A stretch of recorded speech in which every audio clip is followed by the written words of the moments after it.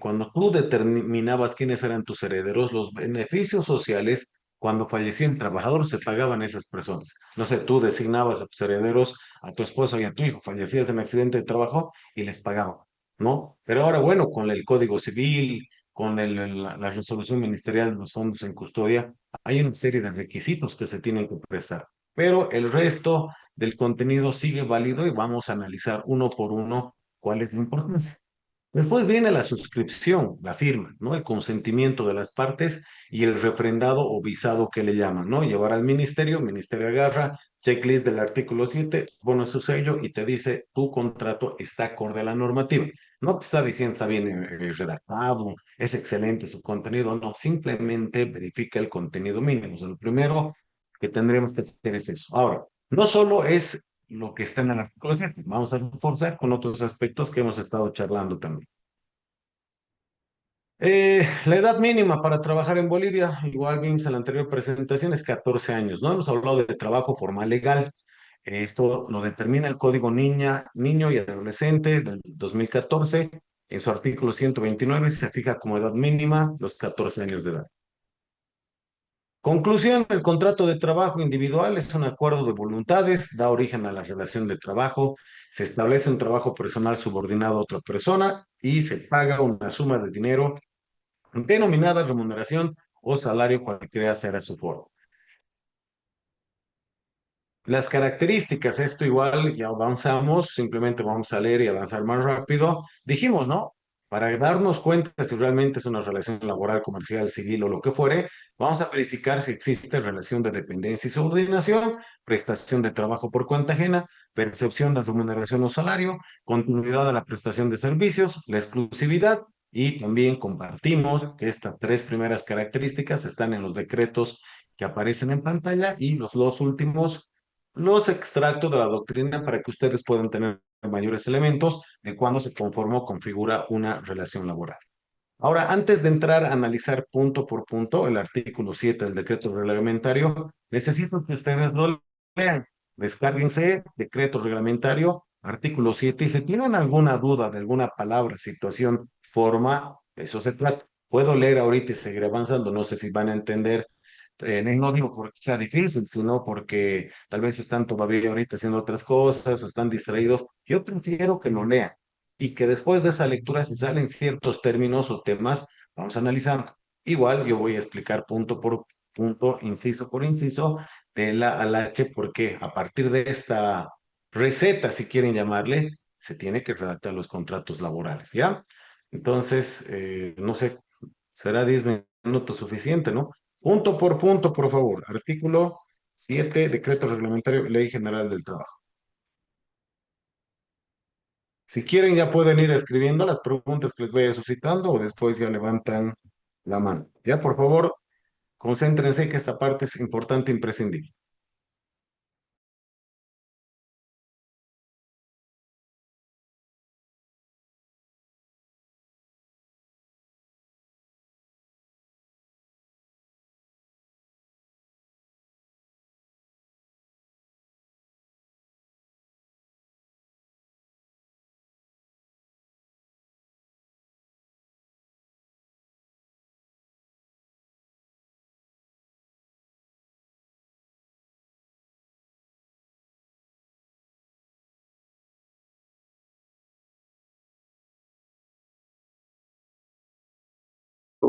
En el contrato tiene que ser obligatorio, pues ciertamente en ciertos trabajos donde son mayores riesgos. Obligatorio en todos los tipos de contratos. Y les voy a explicar o sea, les dije, ¿no? Es para el tema de pago de beneficios cuando fallecía el Sí, trabajador, pero mira, pese a que ya no se utiliza, porque hay un proceso que se llama declaratoria de derechos ante el juez de trabajo y los fondos en custodia, el ministerio, como caballo cochero, te dice, ¡pum! Y si no pones, no te refrenda, entonces hay que colocar nomás.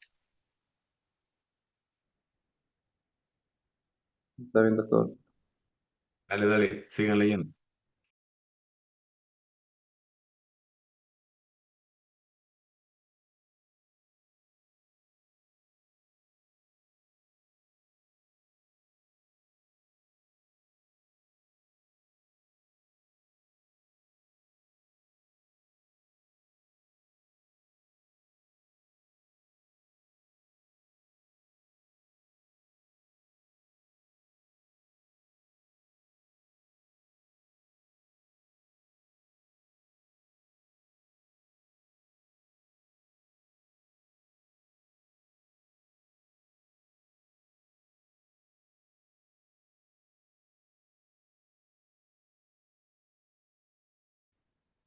Bueno, a ver, contrato debe contener mínimamente los aspectos que les he mencionado, nombres y apellidos, ¿no? O sea, las generales de las partes, que la empresa representada por el NIT, el CEPREC, etcétera, ¿no? Para poder individualizar. Y también los datos del trabajador. Fuera del nombre se tiene que poner profesión, edad, nacionalidad, etcétera, para la consiguiente revisión, ¿no? Si nos fijamos en el inciso B, habla de la edad. ¿Para qué? Para verificar que no es un menor de edad. O sea, yo sé que si le pones 30 y tiene la cara de un niño, van a observar. Simplemente es para control del ministerio, creo que se entiende. Entonces ahí pondrás, pues, no sé, 28 años, nacionalidad boliviana. ¿Para qué poner la nacionalidad? El trabajo para extranjeros está restringido. Para que un extranjero pueda trabajar en Bolivia, tiene que tener, dijimos, visa con objeto determinado de trabajo o se llama también residencia de más de un año. Precisamente para esto es que se observa y se pide, ¿no?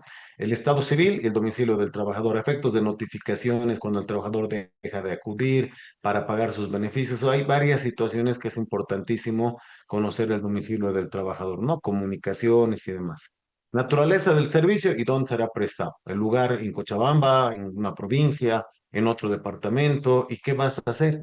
Porque respecto a eso te pueden exigir las actividades correspondientes.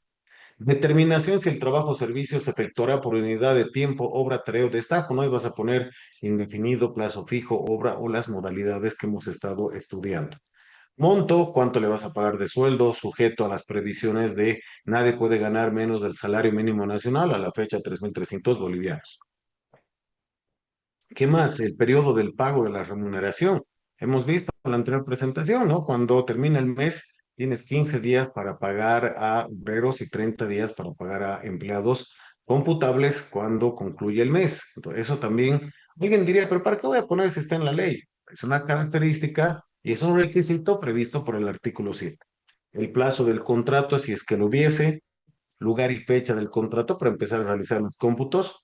Y uno de sus compañeros hace un momento preguntaba, la inscripción de los herederos, ¿no? Y repito, es algo que ya no se debería aplicar porque existen otras modalidades. Tenemos declaratoria de derechos en el Código Procesal del Trabajo y tenemos la resolución de los fondos en custodia. Cuando tú no encuentras al trabajador, efecto de no pagar multa, en custodia. Cuando el trabajador fallece, no lo vas a hacer revivir para pagarle, ¿no? Entonces, custodia. O cuando no llegan a un acuerdo en los cálculos. Uno dice 110, el otro dice 70, los efectos de que no te multen, pagues los 70 y si tienes razón el trabajador te demandará y bueno, pues ya por equivocarte pagarás las multas y sanciones correspondientes. Entonces, para eso ya existen ahora mecanismos mucho más idóneos y fáciles. Pero, a ver, analizando de fondo, ¿por qué habría esta obligación? Ya digo, es para pagar los beneficios a la familia. ¿Y por qué no se ha quedado así? Sencillo, ¿no? Soy la esposa que está en un certificado de matrimonio, tomando los beneficios, chao, termine. Lo que pasa es que se han dado situaciones donde aparecía la familia, digamos, la esposa conocida, los hijos, se pagaba y posteriormente aparecía otro hijo y tenía, obviamente, estaba reconocido y demás. ¿Qué vas a hacer? ¿Le vas a pagar doble? A efecto de no llegar a este tipo de vicisitudes, entonces lo que tienen que hacer los empleadores, quitarse el problema y a través de los procedimientos mencionados, ante el juzgado o ante el Ministerio del Trabajo. Entonces creo que ha quedado como un adorno, un formalismo, pero el ministerio, vuelvo a repetir, sigue pidiendo. Si no consignas este dato, van a rechazar tu refrendado.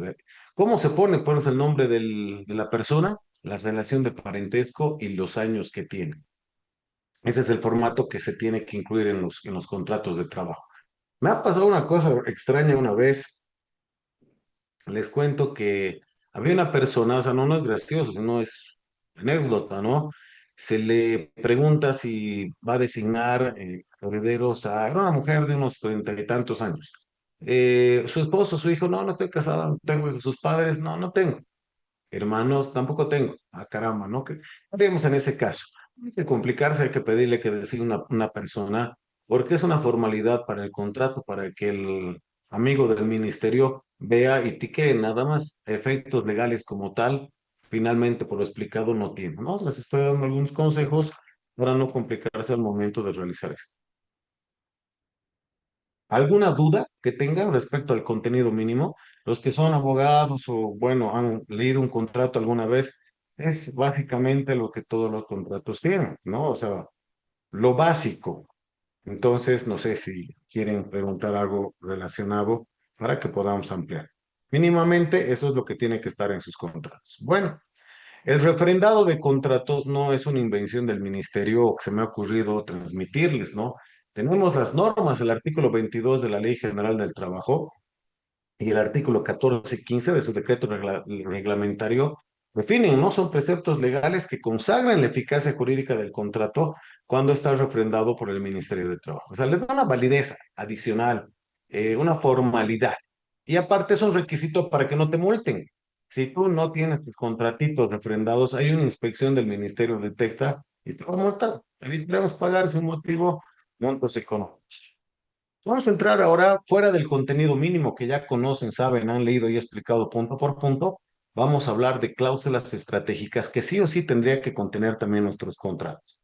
Vamos primero con la cláusula de funciones específicas, ¿no? Cuando entras a hacer alguna actividad laboral, obviamente tienes que tener un listado de tus actividades principales. No sé, el asesor legal patrocina en procesos judiciales, elaboración de contratos, elaboración de informes legales, revisión y verificación de títulos, tramitación ante instituciones públicas relacionadas con la actividad de la empresa. No se me está inventando ahorita una lista, ¿no? Entonces, es importante para que tú le digas a ese trabajador, oye, no estás cumpliendo con tus actividades. Tú como empleador, viendo tus necesidades, tienes que redactar. Por eso están también los manuales de funciones. Si tienes buenos manuales de funciones, copia tu contrato. Si no, haz un buen contrato y aparte reforza con un manual de funciones.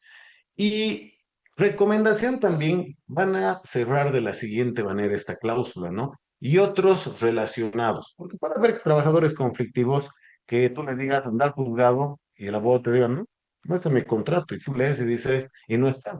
Dice patrocinar en procesos judiciales, pero no dice ir al juzgado.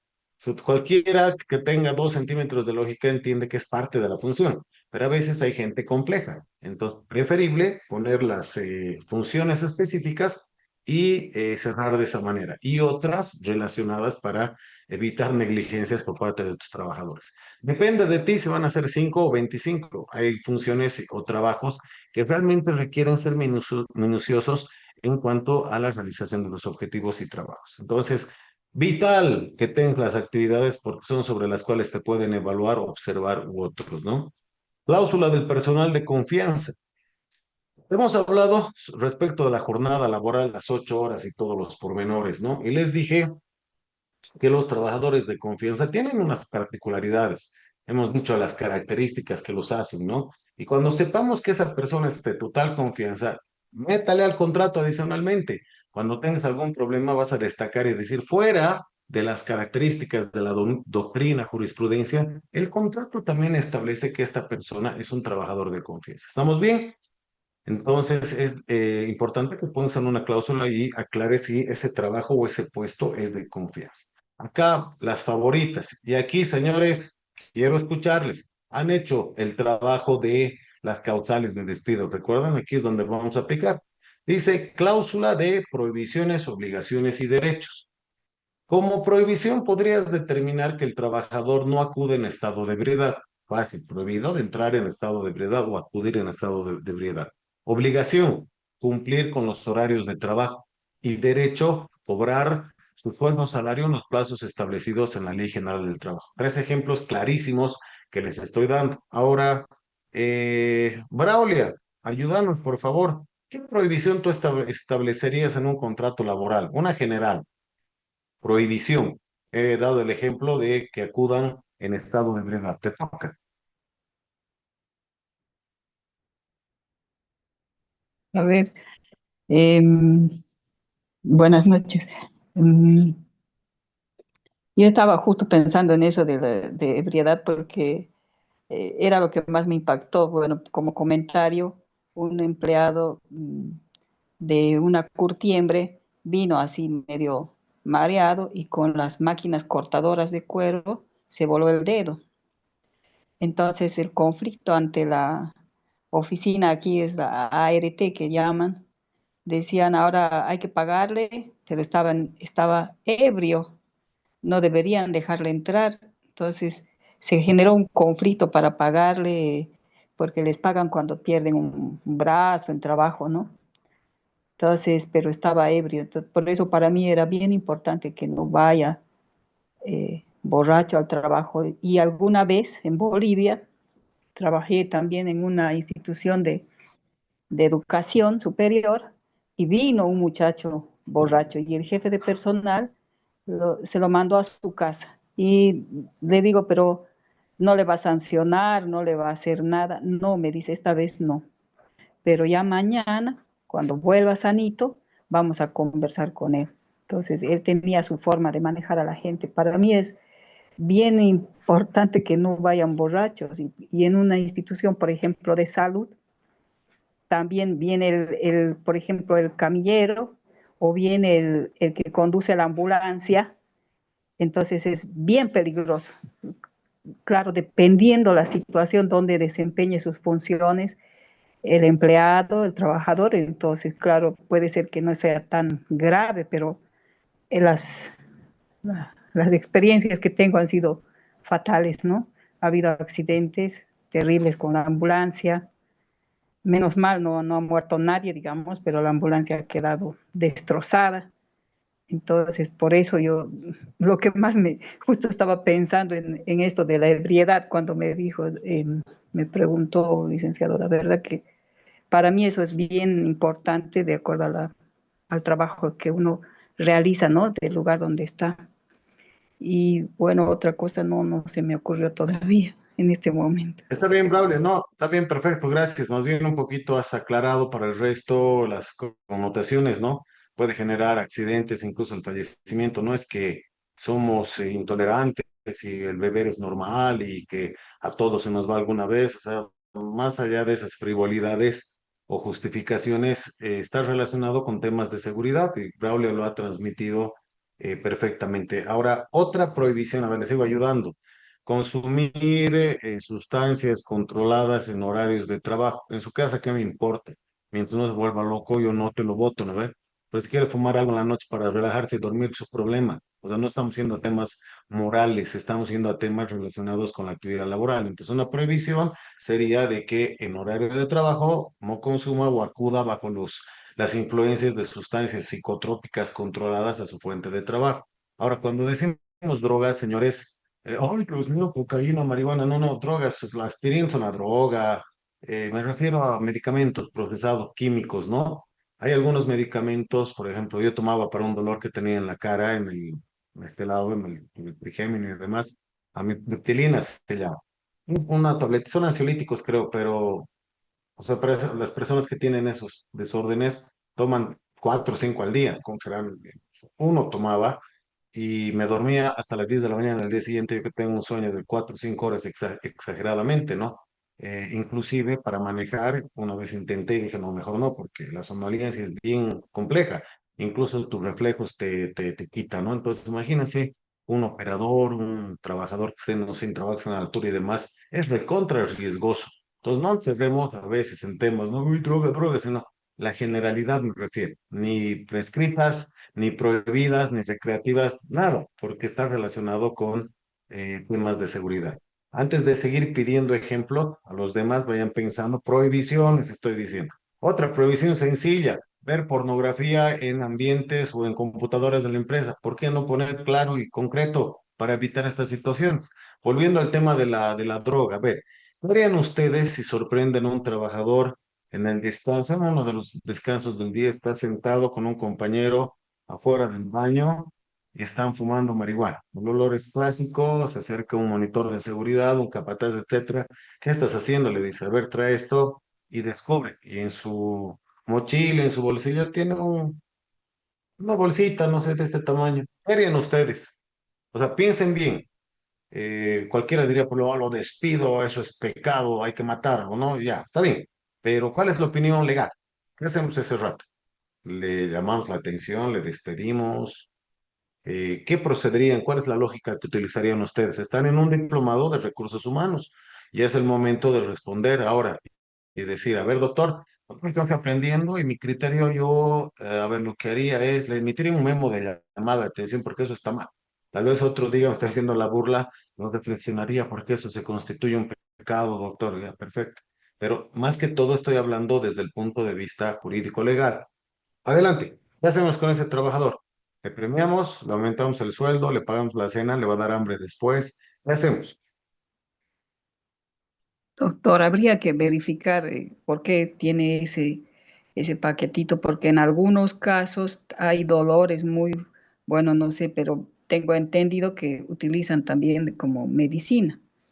Ahora puede ser que, o sea, habría que investigar bien por qué lo tiene, para qué, y de acuerdo a eso ver, ¿no? También tal vez se puede hacerle un estudio hacerle ¿cómo se llama esto? Un análisis de sangre, no sé, para ver si tiene, qué cantidad tiene en el cuerpo, y después recién hacer un proceso, o sea, ver también si es y si está perjudicando también en su desempeño, ¿no? Porque como usted hablaba de los ansiolíticos, por ejemplo, también o sea, me ha tocado ver a una compañera que tomaba estas pastillas para depresión, antidepresivas, y llegaba a la oficina mm, muy calmadita, ¿no? Entonces su capacidad de reacción estaba casi frenada, no tenía capacidad de reacción, entonces también eso influye, no es que esté, digamos, drogada, así de como miramos mal, digamos, ¿no? Pero era por cuestión de salud que andaba así. Ahora, lo lógico para mí es darle una licencia médica, ¿no? Porque en ese estado Ah, tampoco rinde bien. Pero por eso digo, hay que investigar primero de por qué lleva la bolsita de marihuana. Esa sería mi no, está opinión. bien. No, perfecto, está bien. O sea, ese es el criterio que les pido. Pero a ver, en Bolivia no está aprobado el uso de la marihuana como tal, como uso medicinal, sí, de aceites, ¿no? Del tetrahidroxicannabinol, pero o sea, como fumar, no. O sea, gotitas y una serie de terapias. Están empezando a introducir, pero sigue siendo algo sancionado por norma, ¿no? Entonces, ahora tiene razón en el tema de ansiolíticos, otros medicamentos que se da. Si son muy fuertes, tendrían que dar la correspondiente baja porque arriesgan también. Pero es que es complejo, Braulio. Sí, cuando me dieron, el médico me dijo, no, tranquilo, el día siguiente, la primera vez que tomé me mató. Ya después, ya obviamente, el cuerpo empieza a tolerar y era más llevadero, ¿no? Pero las reacciones son adversas también. Pero en el tema del consumo de las drogas que les estaba comentando, en este caso la marihuana, ¿qué hacemos?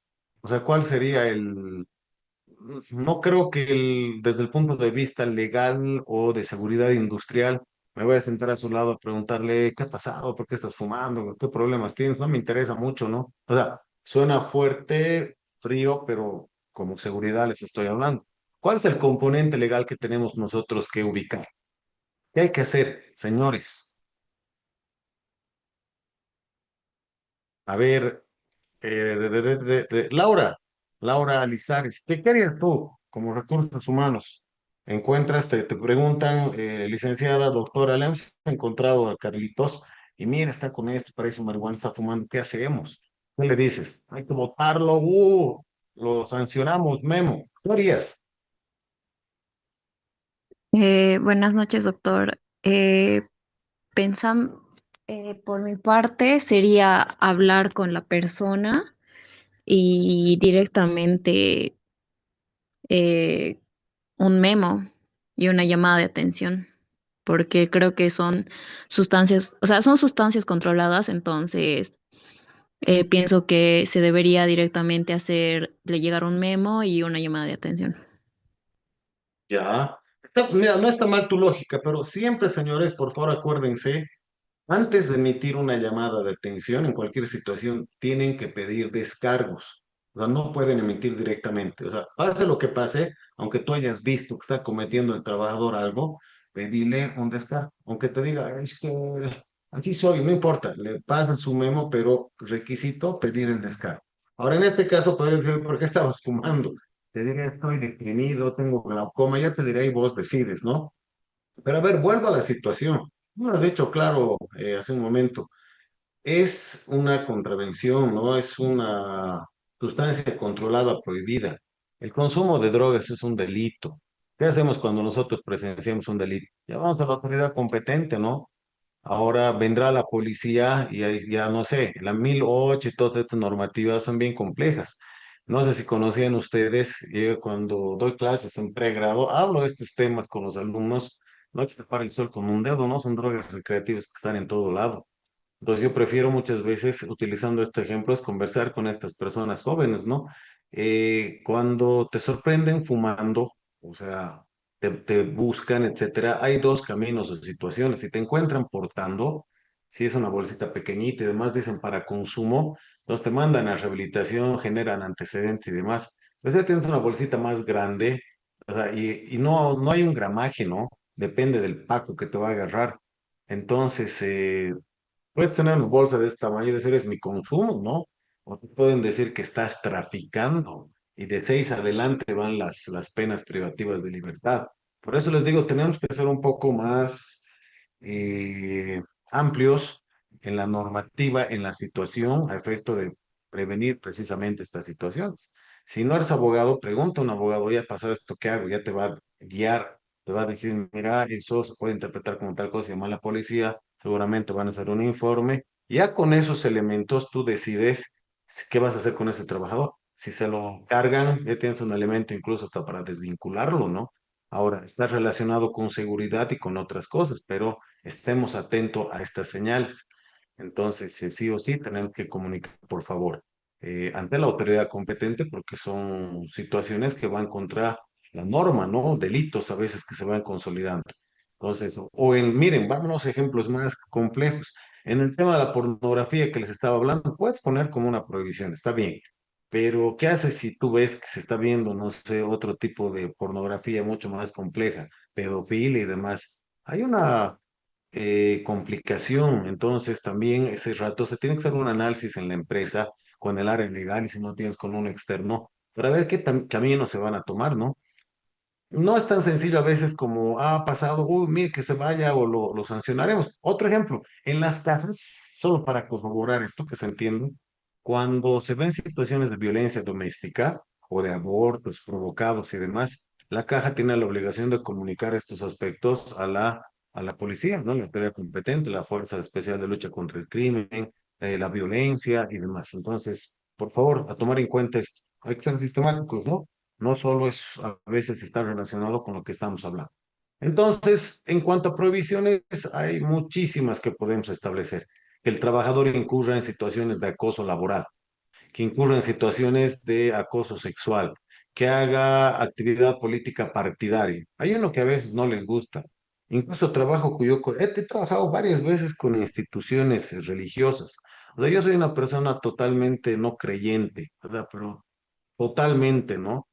No entiendo que alguien piense que hay una persona que sea Dios o un pueblo elegido, o sea, es como, no sé, o sea, realmente no entiendo, pero bueno, son cuestiones de creencias, ¿no? Pero en cuanto, a ver, siempre con respeto, ¿no? Les hablo a efecto de que podamos entender, pero patrocinando incluso procesos a estas instituciones, iglesias, religiones, en los reglamentos internos o contratos o prohibiciones, muchas veces pongo y explico el por qué. No es por una aversión, odio o falta de respeto, no pasa por ahí, sino que en el ambiente de trabajo está prohibido también las actividades religiosas. Alguien dirá, pero sacrílego, pecador, al infierno. Bueno, sí, así ni modo, ¿no? Pero el área laboral, repetimos, dijimos, esas 8 horas están para realizar actividades laborales, no para ir a profesar política o la creencia en A, en B o en C, para no polemizar. Entonces, sí, evidentemente también hay que acomodarse, ¿no? Cuando he trabajado con estas instituciones religiosas, les decía, estimados, esto se coloca a efecto, pero conociendo su naturaleza, entonces ya depende de ustedes. No, por favor, sí, doctor, se entiende, pero hay que sacar, porque ellos antes de iniciar las jornadas realizan rezos, oraciones o tienen sus términos cada iglesia o secta, ¿no? A efecto de determinar. Por ejemplo, en una institución de salud se quejaron algunos internos indicando a ver, ¿qué opinan ustedes? Por eso les digo, estamos en recursos humanos y se van generando estos problemas. Antes de empezar las operaciones y demás, hablaban de la palabra o rezaban. Entonces, algunas de las internos decían, no me jorobes, o sea, a mí no me llenen con esas macanas, yo no creo. Entonces ahí tuve que un poquito hacer entender primero, no se puede obligar, les dije, estamos en un estado laico, pero también es cierto que ustedes están abriendo los espacios para que vengan a su institución y su institución tiene esas características. Entonces la persona que ha solicitado requerir, si no le gusta, andate a otro lugar que sean laicos y deja de jorobar, ¿no? Entonces, por eso les digo, es muy subjetivo tratar de buscar un equilibrio, pero de fondo a lo que me estoy justificando, no es un ambiente propicio, el ambiente laboral para hacer actividades político-partidarias ni religiosas. Entonces, seguimos sumando prohibiciones, espero ya que ustedes vayan obviamente identificando y blindando sus contratos, que para eso son estos cursos, ¿no? De eso se trata. ¿Alguien quería hablar adelante? Sí, un comentario al respecto, ¿no? Por ejemplo, no me acuerdo qué grupo es, pero tenía un compañero que era del área de limpieza. Entonces, como era una institución de educación superior, los sábados teníamos mucho conflicto porque decía esta persona, no limpiaba las aulas, no hacía nada el sábado y quedaba todo desprolijo. Entonces, no lo querían despedir, ¿no? Porque no está cumpliendo con el trabajo asignado.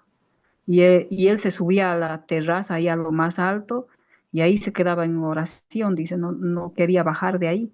O sea, se complicaba eso. Y a veces había noches que se quedaba ahí porque estaba, no sé, en ayuno, no sé qué, cómo era el tema, algo así. Y entonces al día siguiente andaba soñoliento y no, como le digo, la capacidad de atención que tenía era pues mínima, porque claro, ha estado toda la noche sin dormir nada y no ha comido nada en todo el día, entonces era bien complicado esa situación. Entonces no está lejos de la realidad lo que está diciendo usted, era solo para complementar, doctor.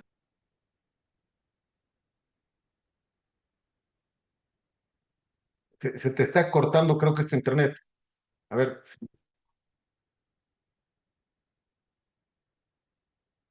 a ver, no estoy escuchando bien. ¿No me Doctor, escucha? creo que su internet está entrecortado. Ahora sí, pero ¿saben qué me ha salido? Que su conexión es inestable, no la mía. Pero bueno, ahorita ya se escucha bien. Adelante, siga, siga. Le estamos escuchando. No, ya había terminado. Decía que esta persona que tenía era de una religión, no me acuerdo, que no trabajan los sábados. Entonces,